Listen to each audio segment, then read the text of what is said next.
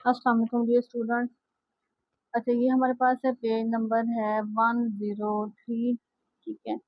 और इसमें जो हमारे पास चैप्टर है इसका क्लास 10th का जो हमारे पास चैप्टर है, चैप्टर नंबर है 21।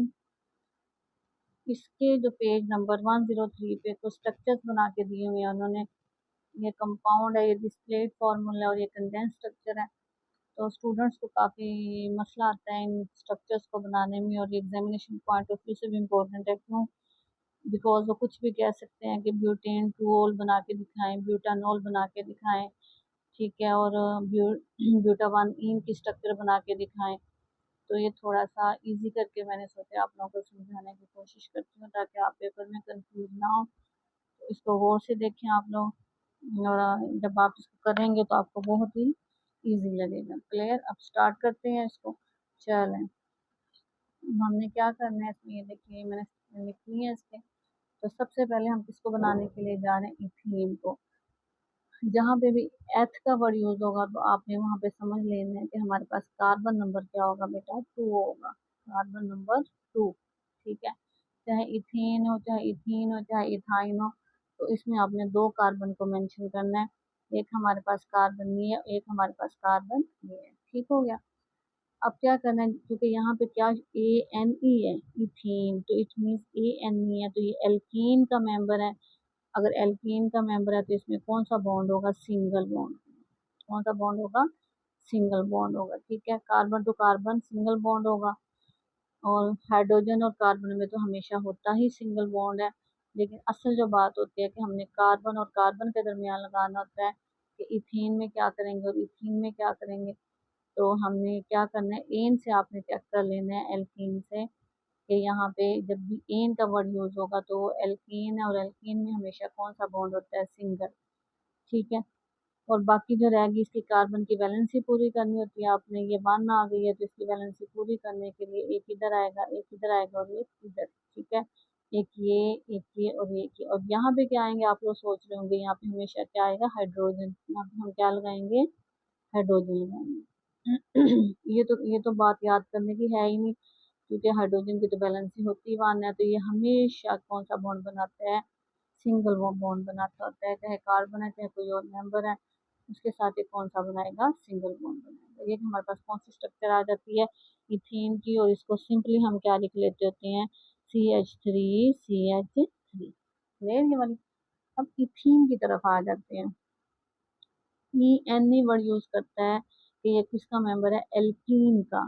एल्कीन का क्या मतलब है कि इसमें कौन सा बॉन्ड प्रेजेंट होगा? Double bond. कौन सा प्रेजेंट होगा इसमें? Double bond. और एथ कौन है? Carbon number 2। तो हमने क्या करना है? 2 कार्बन ले लेनी है। ये हमारे पास कार्बन और कार्बन आ गया। ठीक है। आप अंडरस्टूड बात है। अगर डबल बॉन्ड है तो इसमें कार्बन से कार्बन में कौन सा आ जाएगा? डबल बॉन्ड आ जाएगा। ठीक। अब हमने कार्बन की वैलेंसी पूरी करनी है ना। ये 2 तो इसकी भी है और इसकी भी है। अब इसको मजीद 2 पूरी करने के लिए हम क्या लगाएंगे बताएं आप? एक ये और एक ये। 1 2 3 4। 1 2 3 4। ठीक हो गया। क्योंकि ये जो 2, ये डबल बॉन्ड है, ये इसके साथ भी है और इसके साथ भी है। तो हमने इसको क्या कर लेना है? ये मेरे पास क्या आ जाता है? हाइड्रोजन। ये भी हाइड्रोजन, ये भी हाइड्रोजन और ये भी हाइड्रोजन। तो इसको मैंने सिंपली क्या लिख लेते हैं? ये क्या बन गया? CH2। ठीक है। CH2। और दरमियान में कौन सा बॉन्ड है? डबल। और साथ कौन आ जाता है? CH2। ये मेरे पास क्या आ जाता है? इथीन। क्या आ जाता है? ये हमारे पास इथीन आ जाता है। क्लियर? अब इथाइन की तरफ आ जाए। यहाँ पे कौन सा इस्तेमाल हो रहा है? YNE। YNE का क्या मतलब है? YNE का क्या मतलब है कि इसमें कौन सा बॉन्ड होगा? Triple bond. ठीक है। क्योंकि ये एल्काइन है। एल्काइन में हमेशा कौन सा बॉन्ड होता है? ट्रिपल। एल्कीन में कौन सा होता है? डबल। एल्कीन में कौन सा होता है? सिंगल। ये याद रखने वाली बातें हैं। ठीक है। जहाँ पे YNE का वर्ड यूज होगा ना तो आपने इसको क्या करना है? Triple bond. और एथ का क्या मतलब है? कार्बन 2 है, तो ये कार्बन हमारे 2 आ गए। अंडरस्टूड सी बात है कि क्योंकि ये हमारे पास ट्रिपल बॉन्ड है तो बेटा यहाँ पे क्या आएगा? Triple bond. आप खुद देखिए। आप ये वाले 3 इसके पास में है, ये वाले 3 इसके पास में। आप इसको वैलेंसी पूरी करने के लिए एक बॉन्ड चाहिए। ये किधर आ जाएगा और एक इधर आ जाएगा। यहाँ किसको लगाएंगे? हाइड्रोजन को। ये ले। कितना आसान है ना बनाना। और वैसे इसको कैसे लिख सकते हैं हम, HC ट्रिपल बॉन्ड CH, ये क्या बन जाता है, इथाइन। क्या बन जाता है, ये इथाइन बन जाता है। क्लियर, समझ आ गई ना बात की। अब उसके बाद हमारे पास है बेटा ब्यूटेन। ब्यूट का जहाँ पे भी वर्ड यूज होगा वो होता है कार्बन नंबर 4।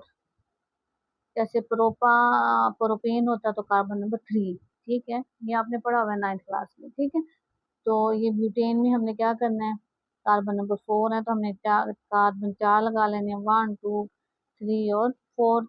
अब देखें एन का क्या मतलब बता रहा है कि इसमें कौन सा बॉन्ड होना चाहिए, सिंगल। कौन सा होना चाहिए, सिंगल बॉन्ड। सिंगल बॉन्ड हो गया, ठीक।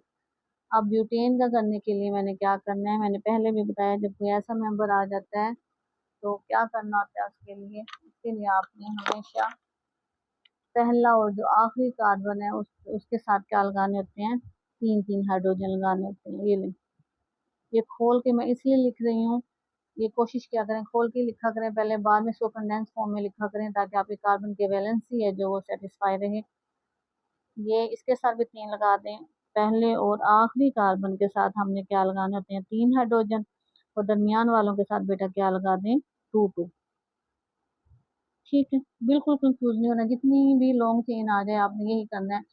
पेंटेन आ जाए, 6 कार्बन वाली आ जाए, पहले और आखिरी कार्बन के साथ आपने क्या लगा देना, 3 3 हाइड्रोजन। बाकी जो दरमियान में होते हैं उनके साथ क्या लगा देते हैं हम, 2 2।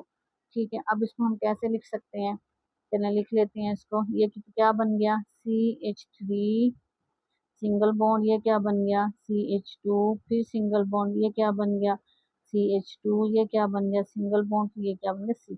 ये हमारे पास आ जाती है ब्यूटेन। क्या आ जाता है, ये ब्यूटेन। क्लियर, समझ आ रही है ना।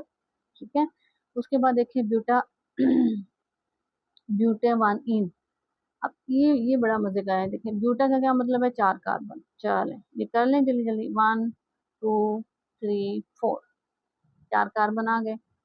अब आगे देखिए 1 इन। इन का क्या मतलब है, ये डबल बॉन्ड वाला कंपाउंड है, और डबल बॉन्ड भी उन्होंने हमें कहाँ कहा है बेटा, 1 पे। कहाँ कहा है उन्होंने हमें, 1 पे कहा है, कार्बन नंबर 1 पे। समझ आ रही है ना बात की।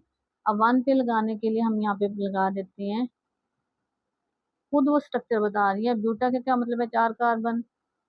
1 का क्या मतलब है, कार्बन नंबर 1 के साथ। इन का क्या मतलब है, डबल बॉन्ड लगा दें, तो हमने इसके साथ डबल बॉन्ड लगा दिया ये। ठीक है, अब सिंपली आपने क्या करना है, आपने कार्बन की वैलेंसी पूरी करनी है।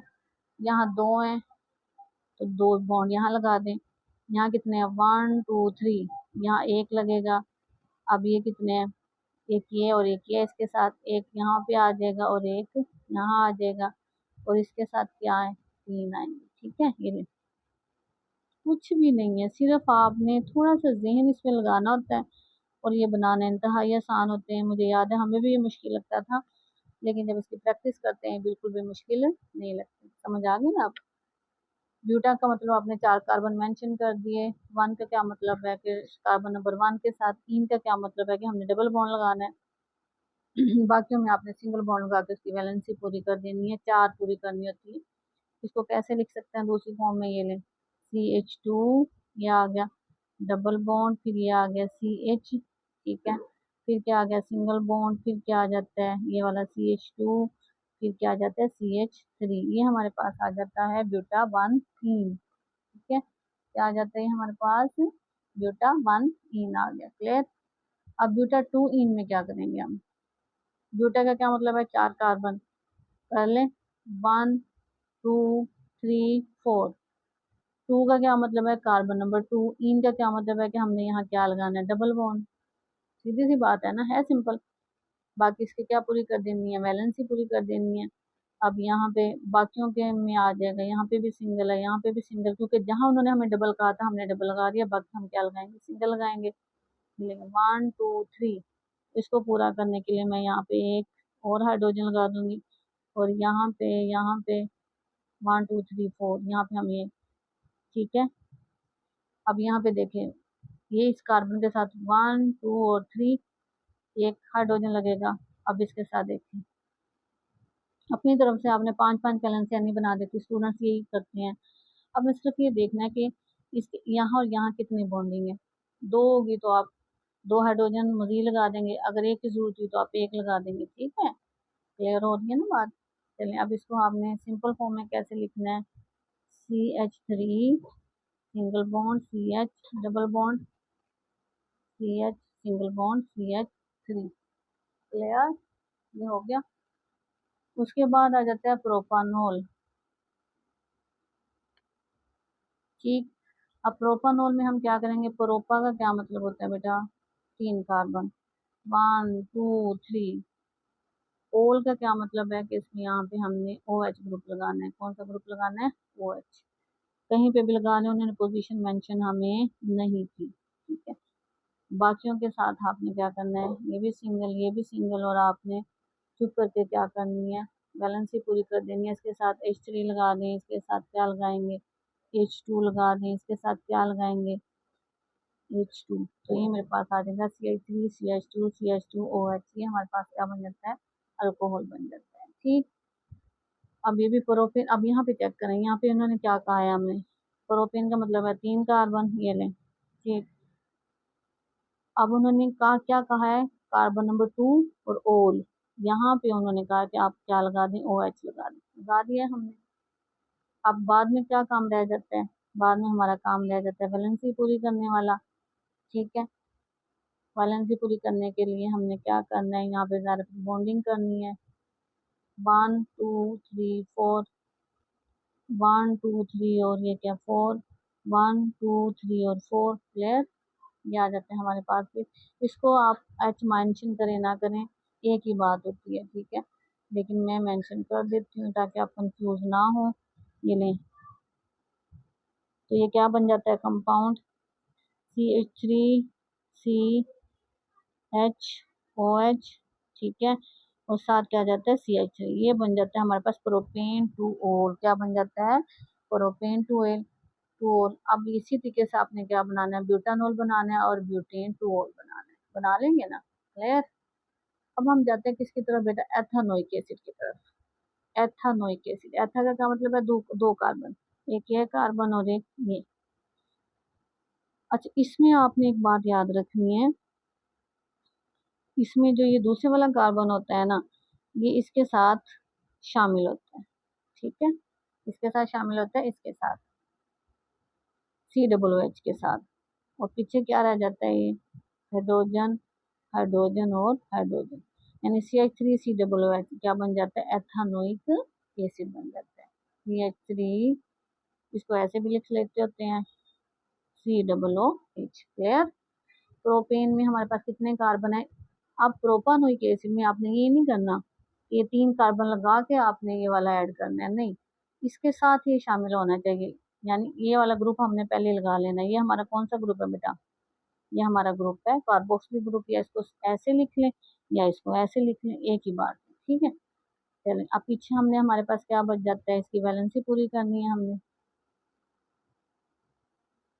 ये लें, ठीक है, ये हाइड्रोजन ये हाइड्रोजन ये हाइड्रोजन ये हाइड्रोजन और ये। ठीक है, अब क्या इसको सिंपली कैसे लिखेंगे हम, CH3 CH2, उसके बाद आ जाता है COOH, ये आ जाता है प्रोपानोइक एसिड।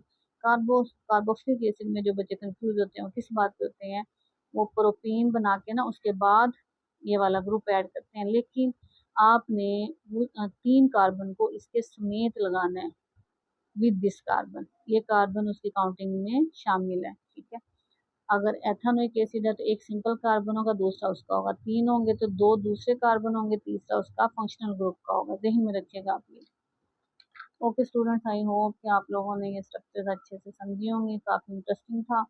ठीक है, इस तरीके से आप काफ़ी सारे कंपाउंड्स को इजीली बना सकते हैं, कोई भी मुश्किल बात इसमें नहीं है। नेक्स्ट लेक्चर के लिए मुझे इजाज़त दें। ओके, अल्लाह हाफिज़।